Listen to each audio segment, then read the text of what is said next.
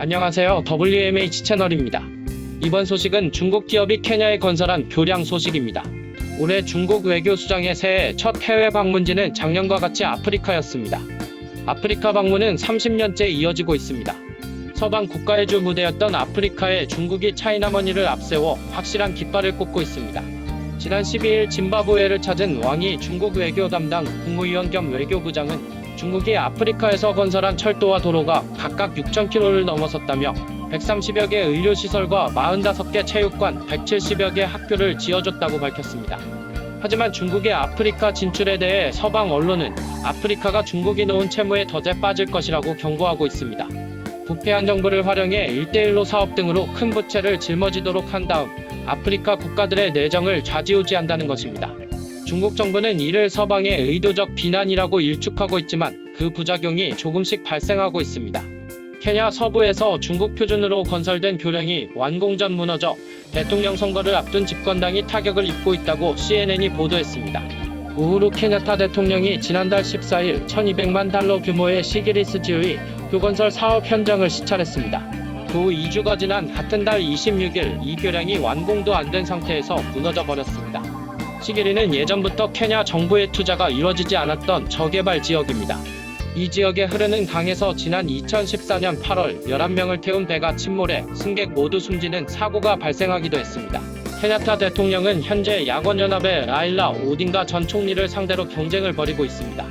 집권당 주빌리는 대선을 앞두고 기반시설 개발을 케냐타 대통령의 재선 핵심 전략으로 삼고 있으며 이 교량 사업도 그중 하나입니다.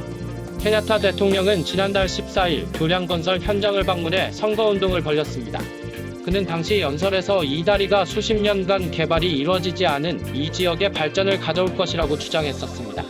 케냐 정부는 대선 공약으로 내건 기반시설 건설을 위해 중국식 표준 건설 사업과 중국 재정 지원 사업에 크게 의존하고 있습니다. 교량건설공사는 중국 해외 건축공정공사가 맡아 진행해 왔습니다. 케냐는 중국 수출입은행으로 자금을 조달해 건설한 사업은 이뿐만이 아닙니다. 케냐와 몬바사와 수도 나이로비를 잇는 38억 달러, 약 4조 3천억 원 규모의 몬나 철도는 지난 5월 30일 개통했습니다. 오딩가 전 총리는 시기리 교량 붕괴에 대해 정부가 정치적 목적으로 시기리교 사업을 무리하게 추진하고 있다고 비난했습니다. 그는 이날 성명에서 재정 이득을 위해 교량 건설 사업을 다른 나라에 위임한 정부 공무원을 입찰 사업가라고 꼬집었습니다. 서구 국가들에서는 국민이 국민국가의 정체성을 가지고 있습니다. 서구식 민주화를 경험한 아시아의 한국, 일본, 태국도 마찬가지입니다. 우리는 대한민국이라는 정체성을 갖고 있으며 다른 국가들의 정체성을 존중하고 우리도 존중받기를 원합니다. 반면 시진핑의 중화인민공화국은 중국이라는 정체성보다는 중국 문명의 계승자를 강조하고 있습니다. 이 순간 주변 국가와의 관계는 지배와 피지배의 관계로 전환됩니다. 그래서 중국은 한국이 사드를 배치한 것에 대해 대국을 고려하지 않았다고 분노한 것입니다. 1대1로는 이러한 중국식 국제관계를 현대적으로 재해석한 또 다른 조공체계라고 할 수 있습니다.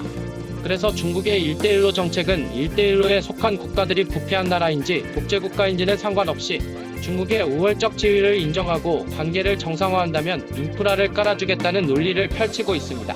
하지만 1대1로는 독립적으로 운명을 스스로 개척하고자 하는 근대 세계와 양립하기 힘들다는 것을 아프리카 국가들도 곧 알게 될 것입니다. 이상 마치겠습니다. 시청해주셔서 고맙습니다. WMH 채널이었습니다.